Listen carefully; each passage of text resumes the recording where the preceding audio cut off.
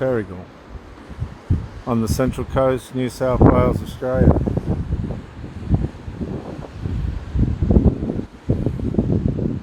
That boat out there is divers. I wouldn't dive out there if it was the last place on earth. The drum lines, they've taken up the drum lines. Are they the drumline people? I thought they were divers, which they probably are. The east sou'easters come up here this afternoon. We're considering winging down in there today at the Terrigal Haven. Do our hydrofoil sport there. Subject now is, why did so many relationships fail? I think in 2023 relationships are going to fail by way of incompatibilities via commitment. I think people are all on different wavelengths now with different values alongside of and either complementary or contradictory to the relationship that they're going to have. You've got people that are trying to align relationships with drugs and alcohol, and that's always associated with some kind of sexual abuse because it brings a different element to the whole scenario.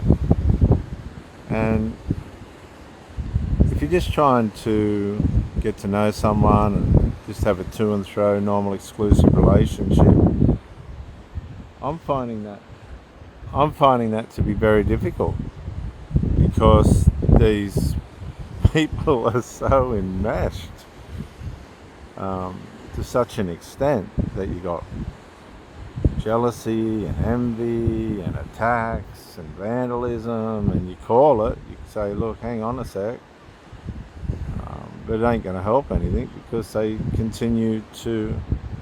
spiral out of control. And if you run into these people, that's going to be difficult for you, because you're going to find yourself in situations that have absolutely nothing to do with your efforts and your presence in terms of what these reactions are. You see, our different energies and different vibrations cause people to react in different ways. And if you've made decades of sacrifice, genuine sacrifice, to get results that people would wish for but aren't willing to do the sacrifices, maybe they've been sabotaged by their parental guidance, which is a big thing now, because parents are very selfish in their own way, as compassionate as they might like to try and be. And then you have the domestic formations, which means the way people eat, the way that they, times that they do things, the way in which they create habits, mimicking parents.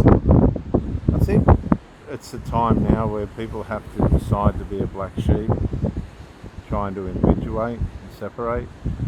The individuation, separation element to parent-child relationships has diminished a lot, because single mothers rely on their children to fill the gap where the partner or husband used to be, and they compensate these alonenesses, as it were, or unsupportive areas in their life by grooming their children to become little husbands or little wives, or whatever the case or combination might be. For some women, they've got several sons that they husband, and they all work together as a little team.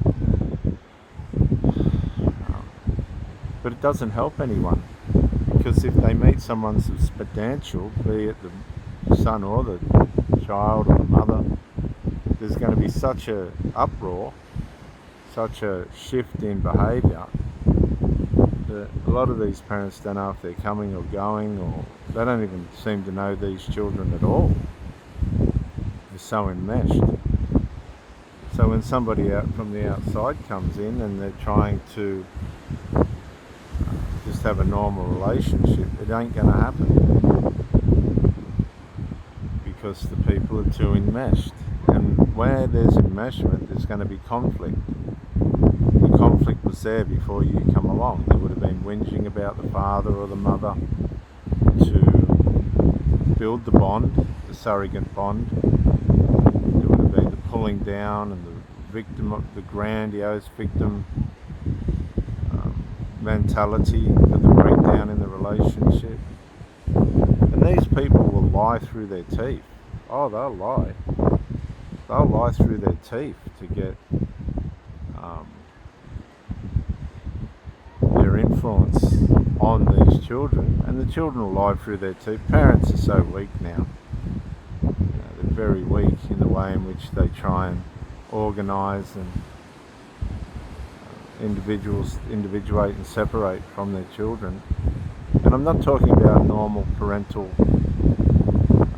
relationship. I'm talking about enmeshment. You have to understand that enmeshment's a whole different scope and works in a whole different way. And it takes out the third wheel. You'll find that if there's more than one child in the enmeshment with the adult, there'll be backbiting, envy, jealousy, lying, and that will then move its way over to a partner if one comes along. If a partner comes along for the parent or the child, that jealousy and envy in their behaviour will flow on over into that and try and sabotage it. And it's just a vicious cycle where nobody wins. You'll see the parent try to separate and habituate into the relationship, but the children won't let it, because it's going to, or him, because it's going to leave an element of deep-seated security. See, the whole identity behind, I believe, covert emotional incest, parent-child enmeshment, is the insecurity that they've been left abandoned. And that abandonment will be reinforced if someone comes along that they look like they're going to have a substantial relationship with. See, a lot of these people don't expect anyone to come along that could possibly be interested enough to be fair dinkum about building a relationship. They become old, reckless, they abuse themselves, they settle for casual sex, they can't maintain a relationship because they just haven't got the belief. Too busy running after adult children and all this other stuff. I'm telling you, these are all the roots of narcissism, because these people are living a fantasy that's built out of dysfunction. It's completely built on dysfunction. And that dysfunction is that the parent never went for professional counselling and turned to the child as a means of therapy. And all that did was sabotage the mentality of the child. It's an abuse that's profound, because it can turn, and probably will turn, the child into a narcissist by way of the surrogate fantasy. I'm your husband and you're my wife. You're the man of the house, you're the lady of the house, however it works. You can be my parent and I'll be your child. That's how mature you are, my little man, or my whatever.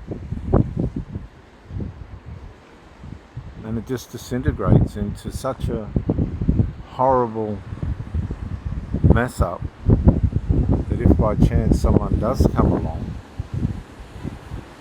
then the whole dynamic breaks to pieces. The psyche in these people breaks to pieces, because there's a third wheel in the stranger. Stranger ain't going to understand enmeshment.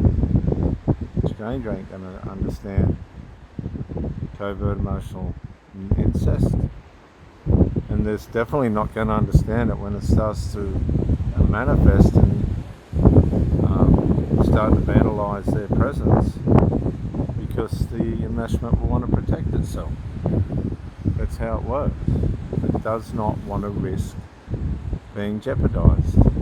I've seen it over and over again, and these people won't do anything about it. They'll split. They'll try and keep the enmeshment happy, and they'll try and keep the partner happy, but the partner will notice the gaps, the voids, the emotional voids, and gaps in the relationship where there shouldn't be any gaps. And they'll start to question, and then they'll start to notice, oh, the person's trying to accommodate children in a way in which violates the relationship, and they won't tolerate it. They've probably got children of their own and they're in order. The immediate response to that is, why aren't you in order with yours? And I'm not prepared to waste time while you're trying to juggle adult children that are dependent on parents that have surrogated their children. And I'm going to push this message because this is creating some real serious stuff inside our communities where their relationships have no hope because there's too much enmeshment. Now, people are going to be happy to use these single mothers that are, happy to come and go casually and run back to their children. But that folds in on itself too, because then you get cheating and lying and scheming and robbing and abuse and sadness. Everyone just ends up wrecked, completely and utterly wrecked. And the parent runs back to the child, and it's all just a waste of time, and it's back where it all started.